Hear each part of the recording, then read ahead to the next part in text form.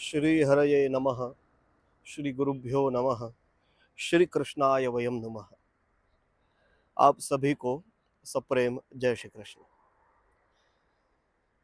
विगत कई वर्षों से स्वाध्याय प्रसाद का क्रम चलता आ रहा है।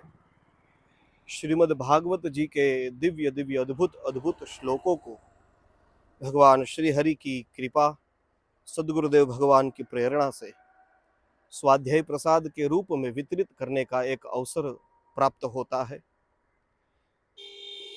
उसी श्रृंखला में कुछ ऐसे अद्भुत श्लोक के पाद जो मन में आ जाता है, तो मन बनता है कि आप सभी के साथ उसको मैं प्रसाद के रूप में वितरित करूं। श्रीमद् भागवत का स्वाध्याय करते हुए यह दो श्लोक की दो पंक्ति ऐसी मुझे मिली है जो आज आपके सामने मैं वितरित करना चाहता हूं। इस दुनिया में दो प्रकार के लोग रहते हैं।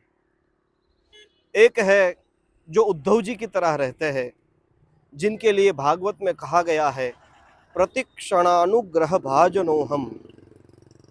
स्वयं उद्धव जी विदुर काका को बताते हैं कि मैं भगवान श्री हरि की, श्री द्वारिकाधीश के प्रतिक्षण उनके अनुग्रह का भाजन बना हुआ हूँ। जो भक्त हृदयी है, जो अपने जीवन में कुछ भक्ति करना चाहता है, जो अपने जीवन में भगवत प्राप्ति की कामना करता है, ऐसे भक्त को इस प्रकार की मन स्थिति में रहना चाहिए कि वह प्रतिक्षण अपने आप को भगवान श्री हरि का अनुग्रह भाजन माने। जैसे ब्रह्मा जी भगवान की स्तुति करते हुए कहते हैं, तत्ते अनुकंपाम सुसमीक्षमाणो भुंजान एवात्म कृतम विपाकम। वहां पर भी यही बात है कि आपकी अनुकंपा का हम समीक्षमाण, उनका दर्शन करता रहे। और एक दूसरा व्यक्ति संसार में जी रहा है, जिनके लिए सूत पुराणी उसके लिए शब्द प्रयोग करते हैं कि क्षत पुण्य लेशः। जी, यह शब्द प्रयोग किया गया है धृतराष्ट्र के लिए। जब भगवान श्री हरि वहां पे शांति दूत बनकर उपदेश देने के लिए आ रहे थे, उस समय अमृतायनानि वचनानि, भगवान श्री हरि के जो अमृतमय वचन थे, वह वचन भी उसके जीवन को न सुधार सके, उसकी दृष्टि को न बदल सके, उसके भाव को न बना सके। उनके हृदय में कुछ ऐसा भाव ही प्रकट नहीं हुआ।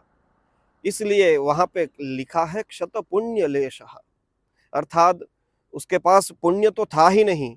यदि पुण्य होता तो राज्य मिलता, पुण्य होता तो आंखें मिलती, पुण्य होता तो अच्छे पुत्र मिलते, पुण्य होता तो संस्कार देने वाले गुरुजनों का वह आदर करता। लेकिन पुण्य तो था ही नहीं, लेकिन पुण्य का जो लेश भाग बचा था।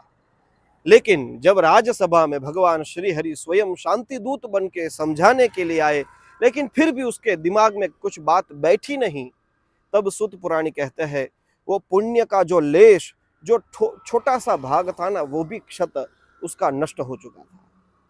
तो या तो हम धृतराष्ट्र की तरह क्षत पुण्य लेश होकर कि हमारे जीवन में अब कुछ नहीं हो सकता, हम कुछ नहीं कर सकते, चाहे कितनी बार गुरुजन आके समझाए, चाहे कितनी बार साक्षात श्री हरि आके समझाए, लेकिन हम में कुछ फर्क पड़ने वाला नहीं है।